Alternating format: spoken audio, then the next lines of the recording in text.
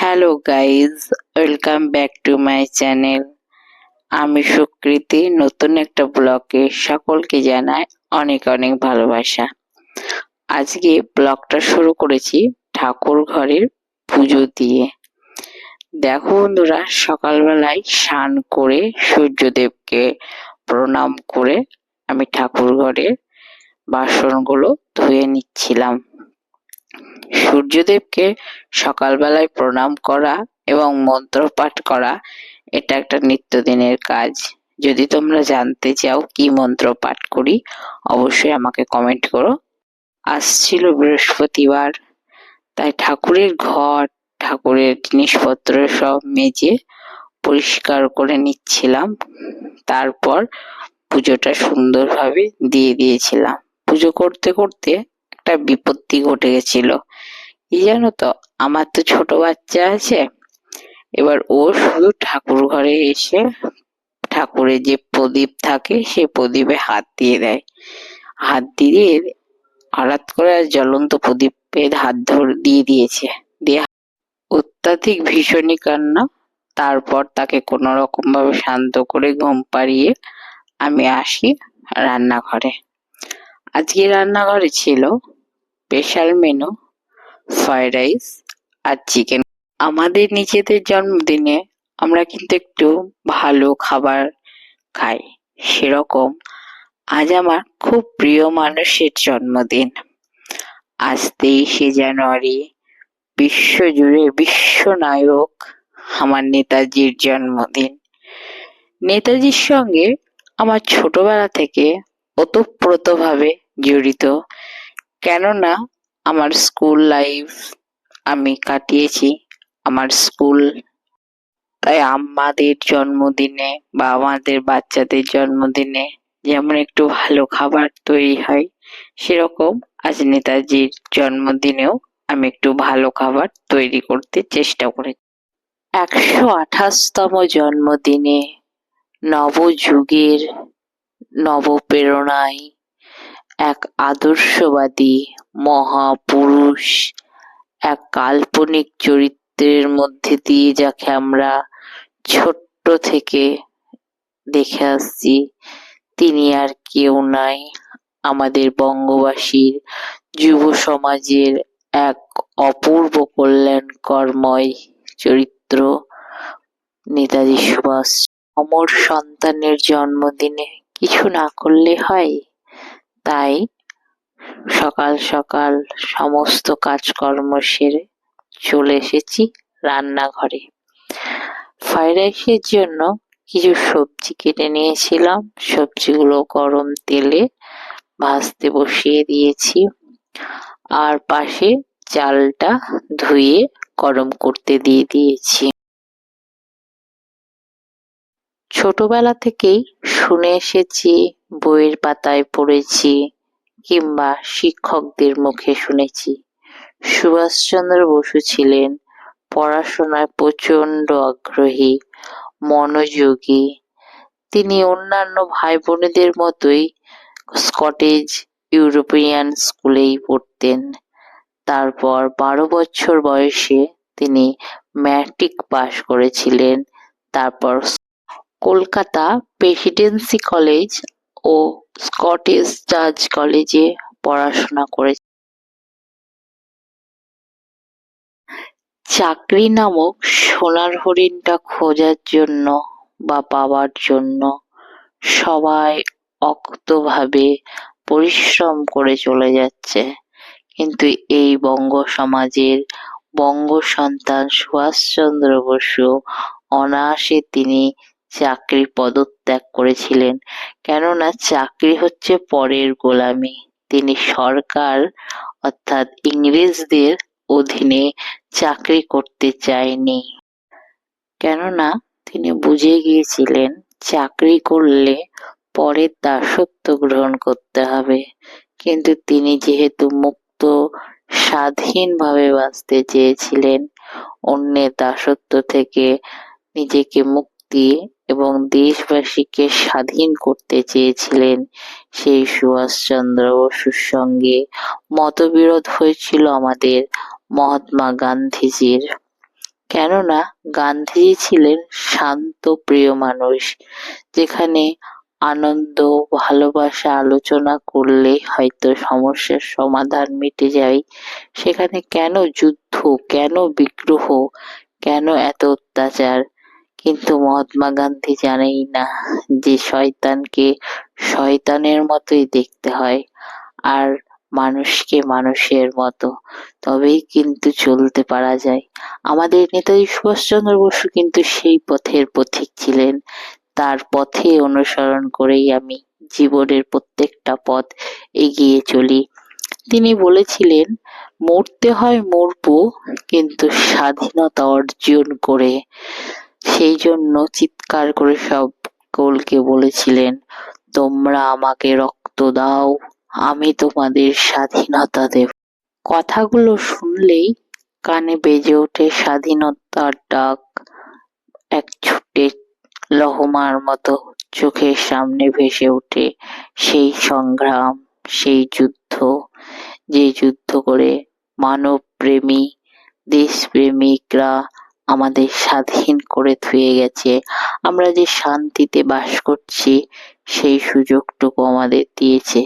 কিন্তু এই 25 সালে এসে আমরা কি সত্যিই স্বাধীনতা অর্জন করতে পেরেছি? যদি সত্যিই স্বাধীনতা অর্জন করতে পারতাম, তাহলে কিসের এত খুন, কিসের এত মারামারি, কিসের এত হিংসা হিংসি, কিসের এত অনাচার?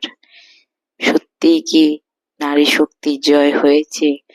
স্বাধীনতা কি ফিরে পেয়েছি? এখনো সেই প্রশ্ন তোমাদের কাছে রয়ে গেল বন্ধুরা। অবশ্যই কমেন্ট করে আমাকে জানিও আমার কথাগুলো কি ঠিক। কথাগুলো বলতে বলতে আমার চোখেই জল চলে এসেছিল। জানি না তোমাদের শুনতে বা দেখতে ভালো লাগবে কিনা। যদি ভালো লাগে তাহলে আমার চ্যানেলটাকে সাবস্ক্রাইব করে দিও। আর দেখো বন্ধুরা, দেখতে দেখতে আমার কিন্তু চিকেনও প্রায় মাঝ রাস্তায় চলে এসেছে। তোমরা এইভাবে একবার রান্না করে দেখো, সত্যিই ভালো লাগবে। আমি কিন্তু কোনো বড়সড় রাঁধুনি বা কিছুই না, আমি নিজের মতো রান্না করি, খেতে এবং খাওয়াতে ভালোবাসি। তোমরা কে কি খেতে ভালোবাসো অবশ্যই আমাকে কমেন্ট করো। এবার আসি আমার একটা ছোট্ট বাচ্চা, যাকে আমি একটু একটু করে ধীরে ধীরে বড় করে তুলছি, একদম একদিন থেকে আজ 14 মাস পর্যন্ত। আমার কাজকর্ম আমি যতটা পারি, ও যখন ঘুমোই তখন আমি করে রাখি। আমার নিজের ঘুম, ক্লান্তি এগুলো কিন্তু আমি সব জলাঞ্জলি দিয়েছি। কেন জানো তো? মাতৃত্বের স্বাদ উপভোগ করার জন্য। মা যে হয় সেই তো মায়ের ব্যথা বোঝে। এরকম একটা ছোট্ট গল্প তোমাদের সঙ্গে আমি শেয়ার করি। আমার হাজবেন্ডের এক আত্মীয় বা বন্ধু বলতে পারো, নেমন্ত্রণ ছিল, সে সেখানে খেতে যায়। আমার মা আমাকে ফোন করে জিজ্ঞেস করছিল, বুড়ি মানে আমাকে ডাকে আমার মা বুড়ি বলে, তুই কি রান্না করবি, কি খাবি? তখন আমি মাকে বললাম, বেশি কিছু করবো না, একটা কিছু পদ রান্না করে নেবো, কারণ তোমাদের জামাইয়ের নেমন্ত্রণ আছে, সে খেতে যাবে, একা মানুষের কি করবো, বাবুর জন্য কিছু একটা করে নেবো, ব্যাস। তখন মা বলল, ঠিক আছে, তোকে কিছু করতে হবে না, তোর বাবা ডিউটি যাবে যখন, তখন তোকে খাবার পাঠিয়ে দেবো। দেখো, একটা মা বোঝে তার মেয়ের কষ্টটা কি, তার মেয়ে একা একা খাচ্ছে, একা একা থাকবে, সেই জন্য মা কিন্তু ঠিক রান্না করে বাবার হাত দিয়ে আমাকে খাবার পাঠিয়ে দিয়েছে। তখনই বুঝেছি যে বাবা মা সম্পর্কগুলো কি জিনিস। তার আগে কিন্তু কেউ বুঝতে পারবে না।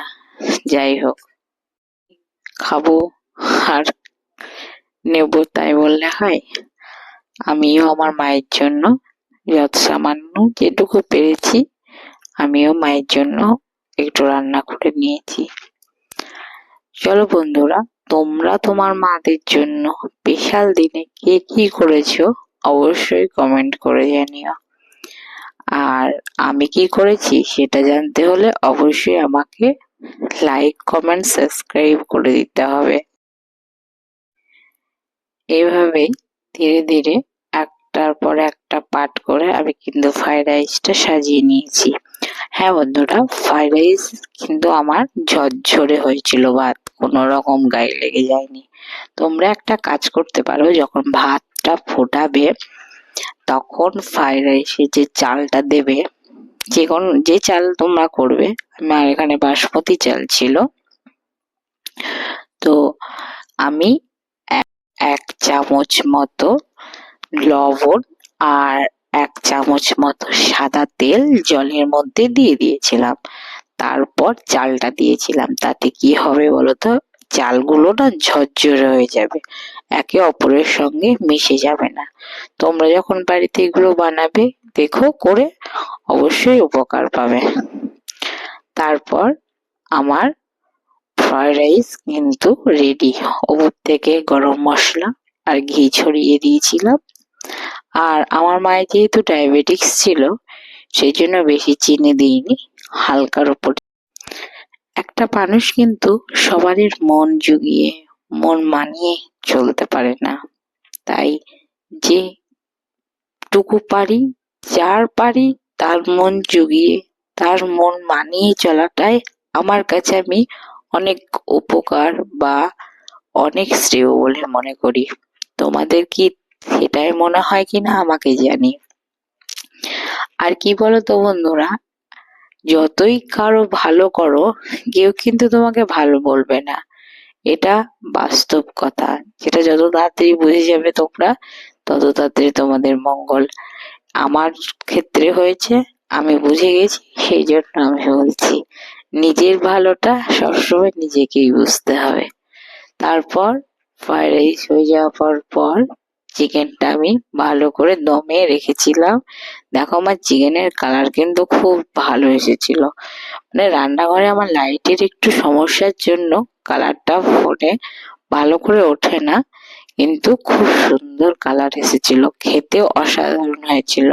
আমার বাবা খেয়ে আমাকে বলেছে যে বুড়ি খুব ভালো রান্না করে। জানি না সেটা কি, তবে পোড়া রুটি করলেও প্রত্যেকটা মেয়ের বাবারাই বলে যে তার মেয়েরা ভালো রান্না করে। আমার ক্ষেত্রে সব থেকে যাকে খাইয়ে আনন্দ পায়, সে কখনোই বলে না যেটা খারাপ হয়েছে, এটা ভালো হয়েছে। সে আলু সিদ্ধ ভাতেও সন্তুষ্ট, আবার মাংস ভাতেও সন্তুষ্ট। এরকম যেটাই করে দিই মন তৃপ্তি করে খেয়ে নেয়, কিছুই বলে না। এটা ভালো লাগে বেশ। তারপর বলো তোমরা কার কি জন্য কি রান্না করলে, নিজেদের প্রিয় মানুষের জন্য কিভাবে রান্না করো, অবশ্যই আমাকে কমেন্ট করে জানিও। আর আমার চিকেনটা দেখো বন্ধুরা রেডি হয়ে গেছে। এবার টাটা।